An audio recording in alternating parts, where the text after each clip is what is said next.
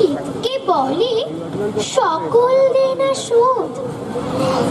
যখন ধূসর মাটি শুকিয়ে নরম খাঁটি, যখন নদীর বালির গায়ে সোনাই মাখা রাত, কন্যাপতি মাতার কোনো গর্ব নেই, অহংকার নেই, যেন রেজাল্টটা ভালো, তবে ততটা মুখ করে বলার মতো নয়। ছেলে জন্মালে যেটা হতে পারতো অনায়াসেই। আর সময় এলো কাছে, মধুবিধ দুই ভাই ছুটাছুটি করে তাই, আনন্দে দুহাত তুলি নাচে। পিতা বসেছিল দ্বারে, দুজনে শুধালো তারে, কি পোশাক আনিয়াছ কিনে? প্রশ্ন, ভগবান তুমি যুগে যুগে দূত পাঠাইছ বাড়ি বাড়ি, দয়াহীন সংসারী। ঠাকুরের শিশু কাব্যগ্রন্থের কবিতা পূজার সাজ। আশ্বিনের মাঝামাঝি উঠিল বাজনা বাজি, পূজা রেগে মেগে বলেন বাঁদর, নাম দিন তোর মা কাল। নামটা শুনে ভাবলে প্রথম বাকিয়ে যুগল ভুরু, তারপর উসখুস করছে বারুদ, বুকে আমার জ্বলে উঠবার দুরন্ত উচ্ছ্বাস।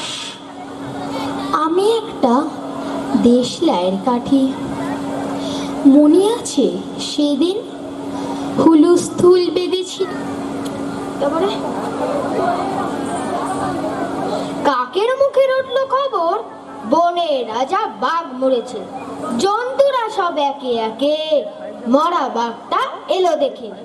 কেউ বলল আহা সমস্ত কাজ জরুরি সংবাদে, অফিস থেকে বাবার ফোনে জড়িয়ে আছে ভয়, মা দাঁড়িয়ে রঙিন ছাতায় দুপাশে সংশয়, স্কুলের গেটে স্বপ্নেরা চুপ, উথাল পাথাল ঢেউ, গাছ ভর্তি বকু, যখন তখন হাত পা ছুড়ে ভ্যাঁ করে বা কুটিয়ে কাঁদো।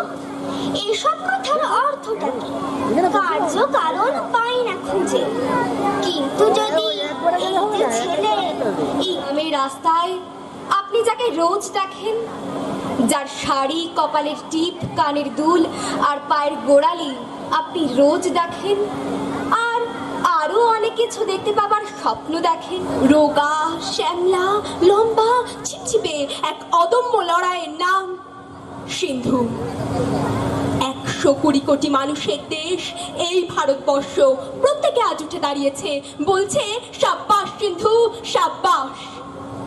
কেউ হেথায় খুঁজি হোথায় খুঁজি সারা বাংলাদেশে, নদীর কাছে গিয়েছিলাম, আছে তোমার কাছে? হাত দিও না, আমার শরীর। কুকুর বালিশ, লেখক কামিনী রায়।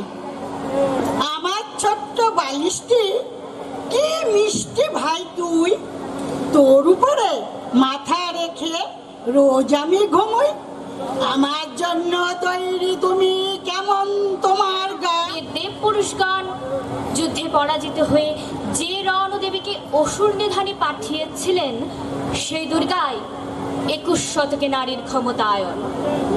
তার মহাতেজ চির জাগরুক আগুন হয়ে জ্বলে উঠুক মাটি পৃথিবীর প্রতিটি নারীর মধ্যে।